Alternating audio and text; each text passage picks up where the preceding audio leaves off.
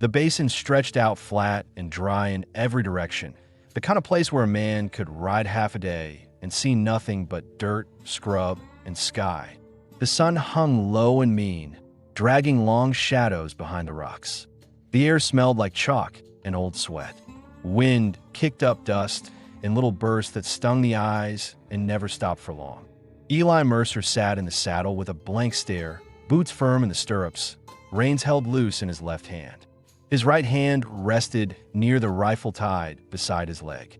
He'd been riding since dawn, not chasing anything, not running either, just moving like he'd done for years now. He didn't carry much. Bedroll, tin cup, some jerky wrapped in cloth. The bare tools of a man who didn't plan on staying anywhere too long. He didn't trust the ground under him, or the people who might cross it. Eli had served in the Confederate ranks when he was just a boy. He hadn't wanted to fight, but where he'd come from, you didn't say no to the men with rifles and orders.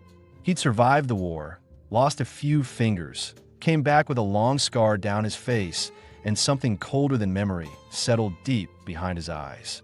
After the surrender, he drifted, took on bounty work for a time, then gave that up when it started to feel like he was hunting himself. He didn't believe in much now. No country, no flag, only a man's word, if that meant anything anymore. That evening, the horse slowed on its own.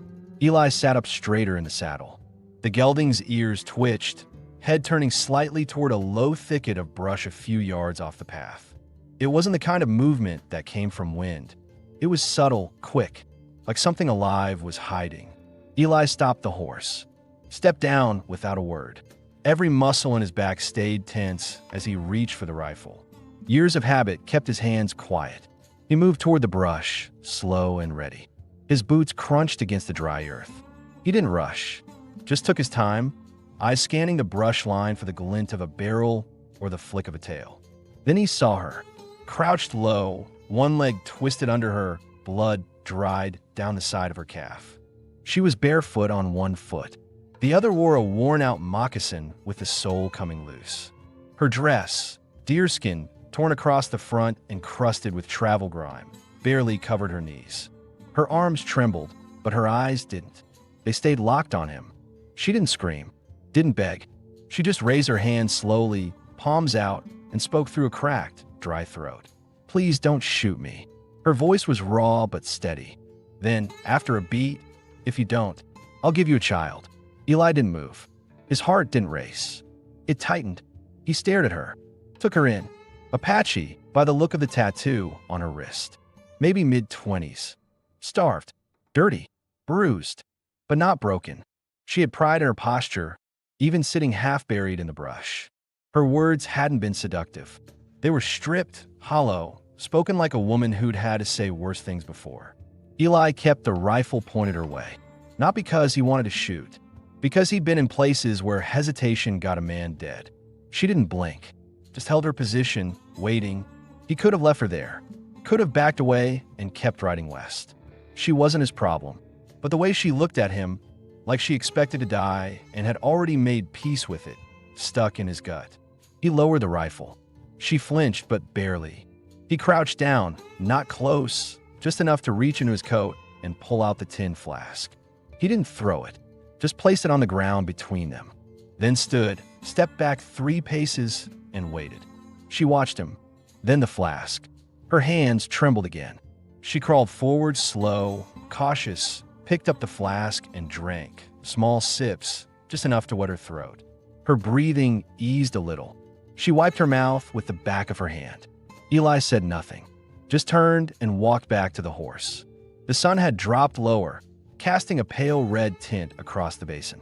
He mounted up again, turned the horse sideways, looked back once, motioned with his chin. She didn't move. He waited. Wind pressed her dress against her legs, whipped her braid against her face. Finally, she pushed herself upright, winced at her ankle, then limped after him. One step at a time. No words, no trust, just instinct. They didn't go far. Half a mile down the slope, near a flat rock shelf, Eli made camp. It was nothing special. He made 100 like it. A shallow fire pit, some brush piled for heat, one worn blanket, a battered skillet. He tied the horse, gathered some twigs, and sparked the fire. She stayed back, standing with weight on one foot, arms crossed, watching him like she still expected him to turn and strike. He took out some jerky, laid a piece on a rock near the fire, then backed away from it. She didn't move until he sat down across from her. Even then, she only took it once he looked away. The silence held. Not tense, just full. There was nothing to say that would change what either of them had been through. The fire cracked. He passed her a canteen. She drank and wiped her hands on her dress, slow and careful. He noticed the 3 small scars on her shoulder, like someone had tried to brand her and given up halfway. Night came heavy and dry. Coyotes howled in the distance. She didn't lie near the fire. She stayed on the edge of the circle, half sitting, knees up, arms wrapped around them. Her eyes stayed open long after his closed. Eli lay back on his bedroll, head against the saddle, rifle at his side. He didn't sleep deep. Never did. In the dark, he thought about the way she'd said it. If you don't, I'll give you child. Not a threat. Not a bargain. Just something left over from too much pain. Like she didn't know any other way to ask to be spared. He didn't pity her. That wasn't the right word. But something about her made him stay when he'd spent years leaving. She hadn't run, and neither had he. Morning came slow over the basin, lighting the red stone cliffs in a soft, dry glow. The air was still and cold, and ash from the night's fire curled up in thin spirals before dissolving into the breeze. Eli woke before first light, as he always did. No dreams, no noise, just the flat return of consciousness like a chore that had to be done. He sat up, rolled his neck once, and checked his rifle. Nothing moved in the distance but the rising light. She was still there, curled against a flat rock, arms wrapped around herself, chin tucked low. She hadn't come close to the fire through the night. Eli figured she hadn't slept much. Her body stayed still, but her eyes opened the moment he shifted. He didn't speak, just stood, stretched his legs, and started gathering dry grass and brush to bring the fire back. He saw the way her hands gripped her elbows, the way her body flinched at the snap of every twig. It wasn't fear of him, not directly. It was fear from something older, something already done. When the fire caught, he set water to boil, dug out a bit of ground corn and stirred it in. Nothing more than thin mush, but warm. He didn't ask if she was hungry. He just set a tin cup of it on a flat rock near her and backed away again. She waited until he turned to tend the saddle. Then she ate, quiet and quick, scraping the last bits from the tin with her finger. He heard it, but didn't look. He glanced at her ankle. It was swollen, purple along the bone. She wouldn't get far if she tried to run, but she didn't seem like she would. She just sat with her arms tucked tight, eyes sweeping the ridges, watching everything. He finally spoke. "What's your name?" She looked at him like she wasn't sure if it was a trick. Then she said, "Aasha." He nodded once. "I'm Eli." She didn't repeat it. He poured water on the fire and packed the cooking tin away. The day was heating up already, and they'd need to move before sun reached full height. He didn't ask if she wanted to come. He didn't give orders. He just mounted the horse, looked back, and waited. She got up slow, limped hard on the injured foot, but didn't ask for help. He noticed the way she bit the inside of her cheek to keep from groaning. He didn't offer his hand. Instead, he leaned down and gave her a short nod toward the saddle horn. "You ride. I'll walk." She hesitated, then climbed up stiffly with both hands gripping the saddle. He handed her the reins, just loose in her lap. She didn't say thank you. They moved west, Eli walking with the horse in tow, Aasha silent above him. The land opened wider as they went. Scrub turned to rock, rock to clay. By mid-morning, Eli found a dry wash that cut between 2 ridges. Shaded, defensible, and quiet. Good place to rest. He led the horse down through the gap, checking for tracks. None. They stopped under a shelf of stone. He tied the horse and removed the saddle to let it cool. Aasha slid down and leaned against the rock wall. She winced, holding her ankle. Finally, Eli crouched beside her. He took out a strip of cloth from his pack and tore it into thinner wraps. "Gonna bind it. You don't talk, I won't either." She gave the smallest nod. When he touched her foot, she stiffened but didn't pull away. He worked quiet, wrapping tight, but not cruel. Her skin was bruised bad. He He didn't ask how long she'd been on it. He could guess. "You escaped," he said. Not a question, a statement. Aasha didn't respond right away. Then, traders. 3 of them, drunk, got lazy near the river. I ran. He kept rapping. "They chase you." "They tried. I lost them in the rocks." "When?" "For days." He tied the cloth off with a knot and sat back. "Water?" she asked, voice dry again. He handed her the canteen. She drank slow, in measured sips, then wiped her mouth and passed it back. There was a long stretch of silence. Then she spoke again. "What are you doing out here?" Eli didn't look at her. "Riding? Looking for something?" He shook his head. "No, just not ready to stop." She looked down at her hands. The dirt under her nails, the way her wrist bore that ink tattoo from her people.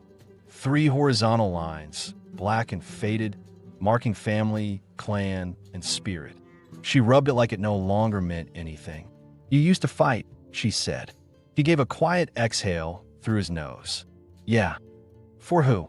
He turned his head slightly, not enough to face her. Didn't matter then. Doesn't matter now. She didn't ask more. They stayed in that shaded gap until late afternoon. She dozed a little. He stood lookout. Nothing moved. No riders. No dust trails. Just wind and rock. When it was time to move, she didn't ask where they were going. And he didn't explain. The plan wasn't a plan. It was just forward. Away from men who might be hunting her. Away from the flat memory of places he never wanted to return to. That night, they stopped near a shallow ravine with dry grass and a bit of creek water. Eli made fire again. She helped this time, gathering brush, stacking twigs. She still didn't talk much. Neither did he. But when he passed her a piece of jerky and a chunk of bread, she said quietly, "I didn't mean it about the child." He looked at her. She didn't look back. "I know," he said. Then he handed her the blanket. And this time, she didn't refuse. She lay near the fire. Not close, but not at the edge anymore. That night, she slept with both eyes closed. And he kept watch, same as always. But not just for her anymore. And still, neither of them ran. At dawn, the fire was little more than ash and scattered coal. A faint column of smoke drifted into the pale morning air, caught and pulled by a passing wind. Aasha stirred before Eli did this time. She sat up slowly, rubbing her ankle, then pulled the blanket tighter around her shoulders. For a moment, she just sat in silence, watching the sky change color behind the ridge. The light touched the side of her face and showed how young she really was. Too young for the weight she carried in her eyes. Eli opened his eyes a few minutes later. No sudden motion, just a quiet shift in breathing. Then the same routine. Check the rifle, stretch the bad hand, roll to one side, sit up. He didn't speak, but Aasha noticed his eyes went first to her, checking she was still there, still alive, still whole. Then to the horse. Then the horizon. She helped him gather firewood this time. Her limp was worse, but she didn't complain. He saw her dragging a small branch through the dirt, jaw tight, sweat beading on her brow. When he reached to take it from her, she didn't hand it over, just held on a moment longer before letting go. Pride mixed with exhaustion. They ate in silence. Eli handed her half of a smoked rabbit he'd caught in a trap the night before. She peeled the meat off the bone carefully, eating every scrap. Neither of them said much. Words weren't needed. But Eli had noticed something the night before. She was shifting. Not just physically, but mentally. She was settling into the space around them. Trust wasn't there yet. Not full, but suspicion had stopped growing. Still, he knew there were questions, unspoken things she was holding on to. And he had a few himself. They broke camp by mid-morning. Eli helped Aasha onto the horse again. Her ankle was no better, maybe worse. They took a slower path this time, following the edge of the ridge, keeping cover. He wasn't sure where they were going yet, just away from roads, away from towns, away from the kind of men who looked at women like Aasha the way they looked at trade goods. After an hour of slow riding, Aasha finally spoke. "Why didn't you take me up on what I said?" He looked ahead, not at her. "Didn't want to. That's not what most men would have done. I ain't most men." She studied the side of his face. The scar along his jaw, the hard set of his shoulders. She didn't push further.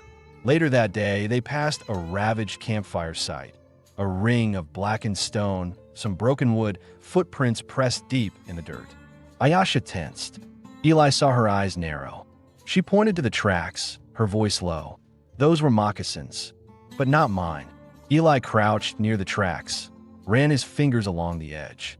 3 men, maybe 4, heavy, carrying weight, passed through maybe a day ago. She swallowed hard. They followed me. Eli stood and scanned the ridgeline. His jaw tightened. They'll be ahead now. If they loop back, we'll know. Will they come this way? If they're looking, they might. But they won't expect you to move so slow. We got time. She looked at him. Would you fight them? If they come near you, yeah. That ended the conversation. They made camp again near a cracked creek bed surrounded by scrub oak. The water was low, but enough for washing and refilling canteens. Eli let her soak her ankle in the cold stream. She sat with her legs in the water, skirt pulled just above the knee. Her eyes stayed on the trees, always alert, always measuring the edge between safety and danger. Eli sat nearby, stripping bark from stick. After a long while, he said, "You got anyone left? Tribe? Family?" Aasha didn't answer at first. Then, "They think I'm dead. You want to go back to them?" Another pause. Then, "Not like this." She didn't explain, and Eli didn't ask, but the weight in her voice said everything. What had been taken from her, body, choice, time, couldn't just be returned by walking back into camp. Pride meant something. She wasn't going to let them see her until she felt whole again. Eli understood that. That night, she helped make the fire. He gave her his blanket without a word, lay down on the bare ground. She didn't argue, but before lying down, she sat by the fire a while longer, just watching him. After some time, she said quietly, "You were alone when you found me. You're still alone. I don't mind it, but you keep looking over your shoulder." Habit. She didn't say more, but in the silence that followed, she shifted her sleeping spot closer to his, just by a foot. Not touching, not trusting, but closer. Eli stayed awake longer than usual that night, listening, thinking. Something had shifted again, slow and quiet. She hadn't run, and now she was choosing to stay. They moved again at first light, the land still cold and quiet under a thin gray sky. Eli's horse walked slow along the ridgeline, its hooves crunching on scattered stone. Aasha sat the saddle upright, despite the pain in her ankle. She didn't wince like before, just gripped the horn tighter when the path jolted her. She was learning how to ride without showing weakness. Eli didn't mention it, but he noticed. They were heading toward a stretch of shallow canyons he knew from years ago. A place without water, but with shelter good enough to disappear into for a while. Eli didn't tell her much about it. He didn't explain where he was leading them, but he chose it for a reason. If those traders were still tracking, the canyons would give them a place to wait, listen, and see without being seen.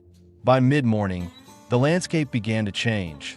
Rockier terrain, dry gullies carved by storms long gone, stone walls closing in.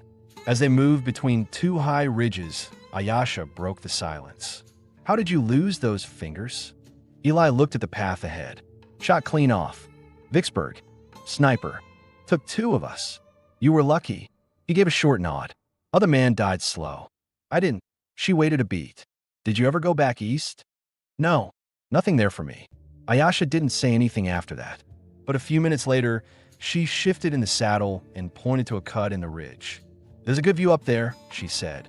"I could see smoke or movement from that height." Eli stopped and looked at her. It was the first time she'd suggested anything. He nodded. "I'll climb it." She shook her head. "I will. You stay with the horse." He didn't like it, but he understood. She wanted to prove something. To herself, maybe. To him. So he helped her down, steadying her arm as she stepped onto the stone. She didn't pull away this time. He watched her limp up the slope, slower than she wanted to be, but steady. When she reached the top, she crouched low behind a boulder and stayed there a long time. Eli waited below, one hand resting on the rifle, eyes scanning the path behind them. He didn't like standing still this long in one place. It made him itch inside, but she had earned the chance to look for herself. She came down after a while. Face calm. "Nothing out there." "You sure?" "I know what to look for." They continued on. By late afternoon, They found an old cattle trail snaking through the base of the canyon, abandoned long ago, scattered with dry dung and broken fence posts. Eli stopped beside a shaded alcove in the rock and decided to make camp. The place was hard to see from the higher trails, and the wind didn't cut as sharp here. They built the fire in a crack between boulders to keep it from being seen. That evening, Aasha took out a strip of rawhide from her dress hem and began to braid her hair. Eli sat nearby, sharpening a knife on a flat stone.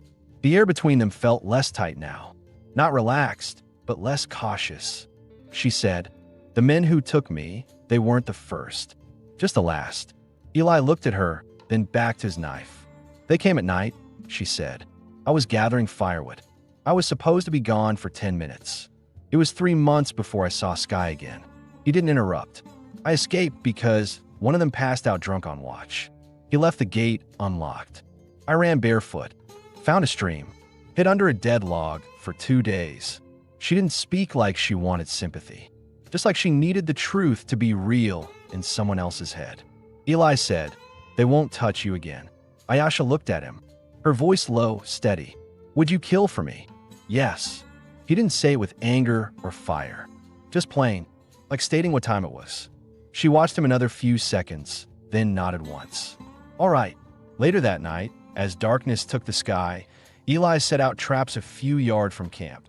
Wire loops for rabbits, nothing loud, nothing flashy. Aasha helped him tie one of the lines, her hands moving with more certainty now. They didn't speak much, but there was less space between their movements. When they settled near the fire, she sat closer this time. The blanket stretched between them. Not shared, not touching, but a mutual line now, not a boundary. She asked, "What did you do before the war?" Eli thought for a while. "Worked a mule team with my father. Freight hauling. Arkansas side." "What happened to him?" "Drank himself into the ground." "I was 16. She didn't ask more. She just stared into the fire. Then, quietly, "You don't ask about me. Not the old things. I figured you'd say when you were ready." She nodded. "Maybe I'm ready now." He looked at her. She didn't speak again, but she didn't look away either. She stayed by the fire that night. When the wind picked up, Eli offered the coat from his saddlebag. She took it, pulled it over her knees, and slept sitting up. Eli stayed awake longer than usual, his rifle across his lap, his eyes scanning the stars above the canyon walls. They didn't have a destination, but she was still here, and so was he. The canyon air was colder that morning, the kind that settled into bone. Eli woke to the sharp crack of something snapping under weight. Not close, but not far either. His hand was on the rifle before his eyes were fully open. He stayed still, listening. Just a rabbit, maybe a deer. He let his breath out slow and looked to his left. Aasha was already awake, sitting upright with his coat still draped around her shoulders. Her eyes were fixed on the canyon wall, same direction as the sound had come from. She looked at him, calm but alert. "That wasn't wind." "No," he said, rising to his feet, "but it wasn't boots either." They stayed low most of the morning, breaking camp quickly and leaving no trace. No coals, no wrappers, no footprints if they could help it. Aasha helped pack the saddle, tying the bundle tight even with her bad ankle. She was moving better now, limping less. The swelling had gone down some. Her ankle would never be perfect, but it wouldn't keep her in one place anymore. They climbed out of the canyon using a game trail Eli had found years earlier, a narrow, winding path between two walls of cracked sandstone. He kept his rifle across his back, but within reach. Every 30 paces, he paused and looked behind. He didn't like how quiet it had gotten. Even the birds had stopped calling. At the top, they reached open ground again. Wind rolled across the flats in hard, steady bursts. The prairie looked endless from up there. Low hills, brush, a single dirt road cutting across in the far distance. Aasha squinted at it, then looked away. "Too exposed," she said. He agreed. They headed east instead, moving along a lower ridge where brush and fallen rock offered more cover. Around noon, they stopped in a dry basin with a narrow stream trickling through the middle. Eli let the horse drink. Aasha removed her moccasins and dipped her feet into the cold water. She said nothing, but Eli saw the relief on her face. "Do you believe in anything?" she asked after a while. He didn't answer at first. Then, not much. Not God. No. Not spirits. No. She looked at him. You ever lose anyone? He nodded once. My brother. In Georgia. Took a bayonet through the chest. She didn't ask for details. What about you? He asked. Aasha's jaw tensed. My sister. Little. They killed her when they took me. I think they meant to scare me. They did. She said it like it had been coiled inside her, waiting to be said. They moved on again by mid-afternoon, staying low, quiet. Eli made a point to double back once, just to see if they were being followed.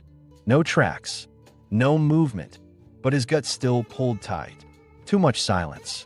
Too much open sky. It felt like the world had paused. They stopped near dusk, in the shadow of a thick rock outcropping shaped like a broken spine. The fire was small and hidden between stones. Aasha took charge of cooking what little they had. A single squirrel from a snare, cleaned and roasted. She used a flat rock to grind some dried corn Eli had been carrying in his pack. Her hands moved steady now. She didn't flinch. She didn't pause to look around anymore.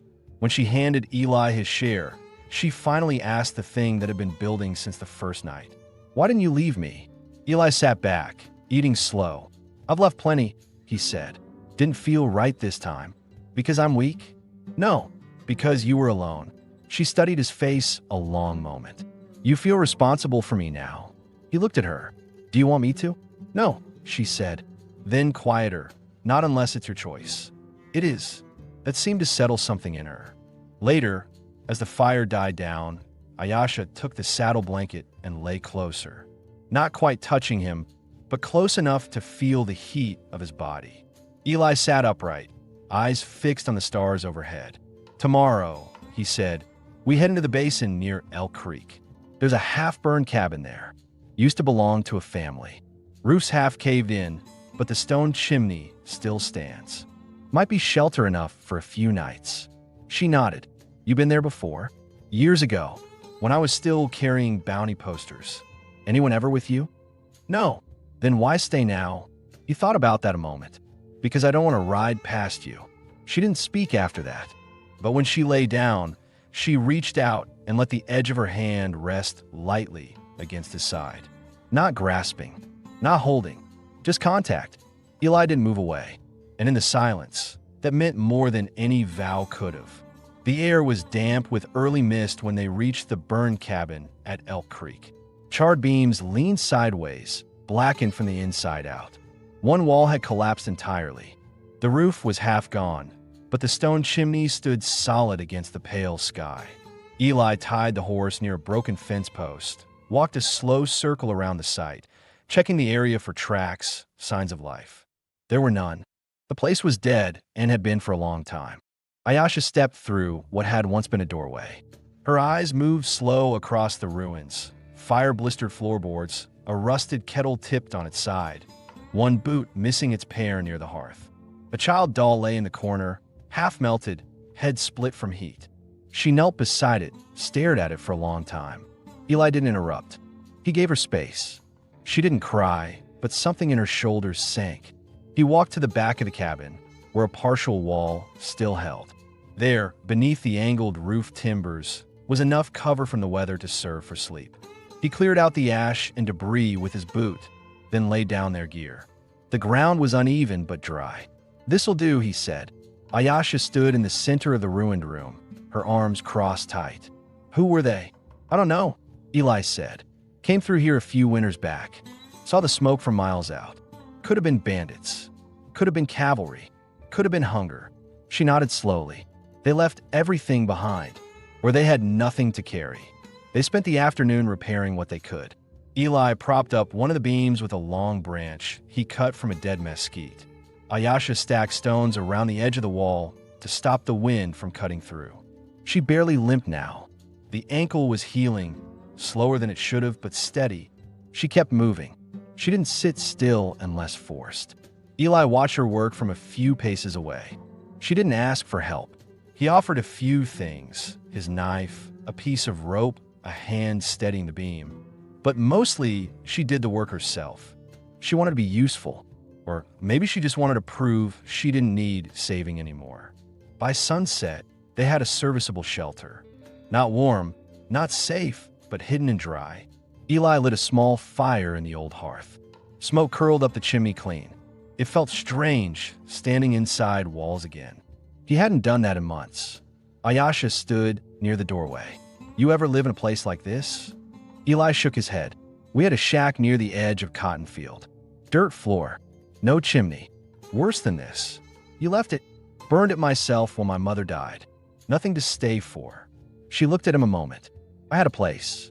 Longhouse on the west side of the mountains. Warm. Loud. Always food cooking. You miss it?" "Yes." He waited, but she didn't say more. Later, after they ate what was left of the jerky and a bit of cornmeal mash, Aasha took out a small bundle she'd been carrying in the bottom of her pack. She unwrapped it carefully, cloth worn thin from handling. Inside was a single obsidian pendant tied with sinew, shaped into a sharp-edged feather. She handed it to him. "This is from my sister," she said. "She made it before they took us. I wore it around my neck until the first trader pulled it off. I found it again in a pile of rags at their camp. Took it when I escaped." Eli held it in his hand. It was light but jagged. "I don't wear it anymore," she said, "but I keep it close." He handed it back without a word. She rewrapped it and tucked it away.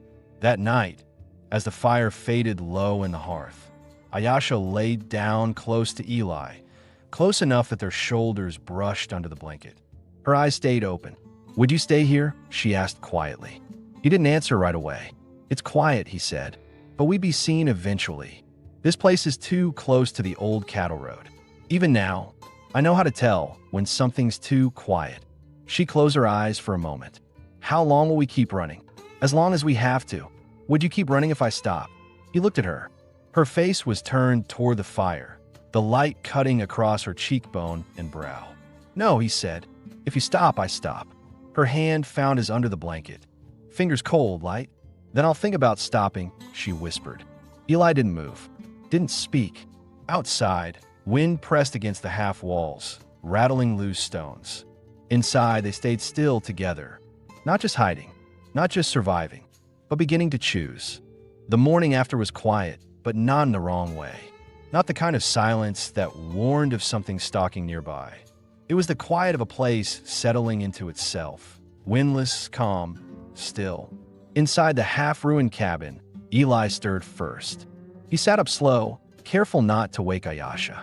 Her hand was still resting near his, blanket drawn to her chin, breathing even and soft. The first light from the chimney slit cast long shadows across the fire-blackened floor. Eli got up, checked the traps he'd set near the tree line, and found one rabbit, already stiff and cold. He cleaned it behind the cabin, away from where she slept. The act was mechanical. Hands worked from memory.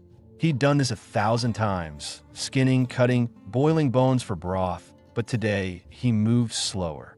Not tired, just present. When Aasha woke, she didn't startle.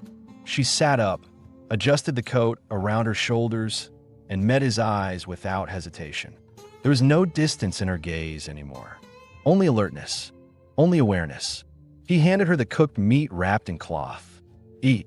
She did, without a word. They ate near the fire, sitting side by side, elbows nearly touching.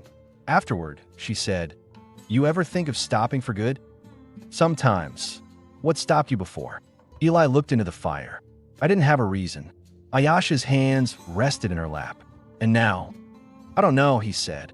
Then after a pause, "Maybe." She nodded like that answer made sense. Later that day, they walked the perimeter of the cabin together. Aasha moved easier, ankle stronger.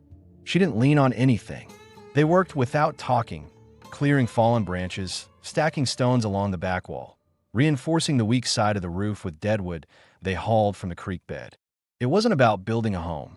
Not yet. But it was something. Labor done side by side, without pressure or plan. Just action. Around midday, Aasha climbed the ridge above the cabin with Eli's spyglass. She scanned the horizon. When she came back, her face was different, tense. "Riders," she said. 3 of them. Maybe 4. Moving slow. West to east. Eli stood. "How far?" "Half a day out. Maybe more." He looked at the sun, did the math. Could pass right by. Or they could be tracking. She nodded. They're not in a rush. That's worse. They packed what they could in under 10 minutes. Bedroll, food, the flint and tinder, rifle, canteens. Eli saddled the horse, checked the cinch twice, and helped Aasha up. North, he said. Hard land. Less trail. They won't follow easy. She didn't argue. She held tight as the horse climbed the ridge and dropped into a canyon Eli remembered from his bounty days. They rode quiet, speaking only to point out loose rock or change direction. The wind picked up, dust lifting off the dry ground like smoke. They made camp that night near the mouth of a narrow pass, tucked deep between walls of red rock. Eli lit no fire. They ate cold meat and shared one blanket for warmth. Aasha said, "Do you think they were following me?" "Still. Could be," Eli said, "or it could be nothing. But we don't take chances. They're white men." He nodded. "Probably." Her jaw tightened. "I won't go back. I'd rather die out here." "You won't." She looked at him. "What if they find us?" Eli's voice was steady. "Then I shoot first." She didn't question it. That night, with the stars overhead and no roof above them, Aasha shifted close and rested her head on his shoulder. Her voice was quiet but clear. "I don't want to keep running forever." Eli sat still, then answered, "Then we find somewhere they won't come." "Where's that?" He looked into the dark canyon beyond the fireless camp, where no one's looking for anything but quiet. She nodded once and closed her eyes. What the story hadn't said so far, but was becoming clear now, was that both of them were building towards something. It wasn't about escape anymore. It was about ending the need for escape. And maybe, if the land held, if time gave them room, it would be about staying. Not just beside each other, but with each other. Not to repay a debt, not to owe anything, just because neither of them had turned away. They woke before the sun rose. The canyon air was cold enough to numb fingers, and Eli moved stiffly as he rolled up the blanket. Aasha stood already, shoulders hunched, scanning the narrow pass they'd ridden into the night before. Her expression hadn't changed much from the night prior. Tight, focused, ready. Something in her had shifted again. The fear was still there, but now it ran beneath the surface, replaced by purpose. Eli checked the horse's hooves for cracks and adjusted the saddle. Aasha tied up her braid without speaking, then helped him tighten the pack. They moved in sync, wordless and quick. They knew they couldn't stay in this place long. If the riders had followed their tracks into the canyon, they'd be boxed in. Eli knew it. She knew it. As they rode east through the narrow cut between the cliffs, Eli did something he hadn't done in days. He looked back. No movement, no sound, just rising wind and the empty echo of hooves against stone. After an hour, they reached higher ground, where the land opened wide again, low hills, dusty brush, dry earth stretching out without end. In the distance, a cluster of pine trees marked what Eli remembered as a hunting hollow. A place he and two other scouts had camped years before, back when he still wore a badge for a county that no longer existed. He hadn't thought about that stretch of time in years. He didn't want to. "We head there," he said, pointing to the trees. "Water. Cover." Aasha nodded and didn't ask questions. By midday, they reached the grove. A thin stream ran through it, barely a trickle, but enough to drink and wash. The ground was soft underfoot, blanketed with fallen needles. They tied the horse in the shade, checked the tree line for signs of others. Nothing. No boot prints. No ash. No broken branches. Safe for now. They made camp again. Small. Controlled. Just a patch of flat earth. A fire built low, surrounded by stones. Aasha found dead branches while Eli whittled a stake to repair the saddle strap. He glanced at her every so often, tracking her movements. The way her limp had almost disappeared now, the way she no longer looked over her shoulder every few minutes. After they ate, she sat cross-legged near the fire and asked the question he'd been expecting for some time. "What did you do?" "After the war. Before this." Eli didn't answer right away. He stared at the fire a long moment. "Hunted men," he said finally. Her face didn't change. "For money." He nodded. "Bounties. The bad ones. Killers. Robbers." But sometimes it didn't matter. A name on paper, a reward pinned under it. "You killed them. Some." Others I dragged in. Most didn't make it far. Aasha looked into the fire. Is that who you are? He shook his head slowly. Not anymore. Then who are you now? Eli glanced at her. I don't know yet. She held his gaze. You're not a hunter anymore. You're not a soldier. You're not running. That's something.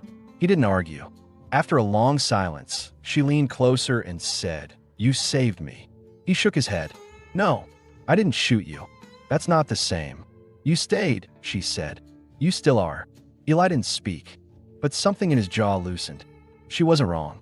Later that evening, when the shadows began to stretch and the air cooled, they heard movement, distant, but not wildlife. The crunch of hoofs, the low murmur of voices. Eli stood fast, rifle in hand. He moved to the tree line and crouched. Aasha joined him, crouching low beside a fallen log. Two riders, moving slow along the far edge of the basin, across the plain, not toward them, but not far. One had a long coat, the other a red scarf tied around his neck. Both carried rifles across their backs.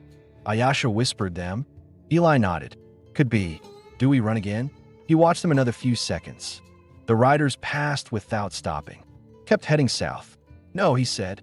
We stay low. Let them keep moving. They waited until the riders were out of sight, then waited longer still.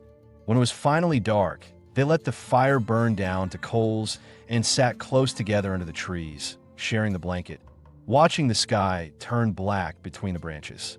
Aasha turned to him. When will it end? Eli looked at her, then up at the sky. When you say it does. I wanted to, she said, but I don't know how. He nodded. We'll figure it out. She rested her head against his chest, just beneath his collarbone, and for the first time, he let his arm rest around her shoulders without hesitating. They didn't talk again that night, but there was no more running in the dark. And whatever came next, they'd meet it together, not as strangers, not as fugitives, but as two people who had chosen not to leave.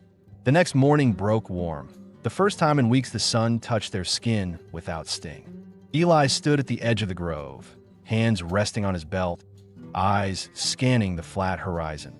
No riders, no dust, no sound beyond wind through pine and the distant murmur of the stream behind him. For the first time in a long while, he felt the pull in his chest begin to loosen, not gone, but lighter. Not dread, not instinct, just quiet. Aasha was behind him, kneeling at the water's edge. She was washing her hands, slowly, like it mattered now. She had stripped her sleeves to the elbow, her hair tied back tight, her face clean. She looked different, not safe, she'd never looked that, but steady and present. She was not someone hiding anymore. She was someone deciding. When she stood and walked toward him, Eli turned. She was carrying her pack, tied neat and tight, not like someone ready to run, but like someone preparing for something to last. I think I'm done, she said. He didn't speak at first, just looked at her, trying to read if she meant today or forever. She clarified, running, hiding, flinching. Eli asked, You sure? She gave a short nod. I am. They didn't need to discuss what that meant. Eli understood. If she stopped, he stopped. That had been made clear in the days and nights before. But this time it felt final. Not just a rest, but a landing. He turned toward the trail behind them, then looked back at the grove. There's a place about 3 days from here, he said. Northwest, up in the shallow hills. No roads, no towns, just an old mill and a half-collapsed barn. The man who owned it died some years back. Place is still standing. Safe. Safe enough. Water nearby. Soil's good. Roof needs fixing, but it's out of the way. Nobody comes that far unless they're looking for nothing. She considered this. Then, do you want to live there? I didn't. Not alone. He waited for her to look at him. She did. Now, she said nothing, just walked to his side and rested her hand on his arm. That was her answer. They packed up camp. Slowly this time. No rush. Aasha helped fit the blanket across the saddle, cinched the bags herself. Her movements were quiet but certain. She moved like she belonged where she stood. As they walked the horse out of the trees, Eli glanced back at the stream, the stone ring of their last fire, the space where they'd first stood close without fear. He didn't say goodbye. Some places don't need farewells. They rode north by west, following no marked trail, just the shifts in land he remembered from a lifetime ago. The days stretched wide and quiet. No signs of pursuit. No riders. No smoke on the horizon. Aasha took the rifle sometimes, rode with it slung across her back. Eli taught her how to sight a shot, how to breathe steady before pulling the trigger. She learned fast. At night, they shared the fire evenly, took turns cooking, cutting wood, watching the stars in silence. One night, as they sat across from each other with only a pan of boiled beans between them, Aasha said, "You're not a hunter anymore." "No." "You're not a drifter either." "No." "Then what are you?" Eli looked at her. The firelight caught the edge of her face, her scarred wrist, the tilt of her head as she waited. "Yours," he said. She didn't smile, but her eyes softened. The third day brought them to the edge of the hill country. The barn stood gray and bowed, with one side split from time, but still upright.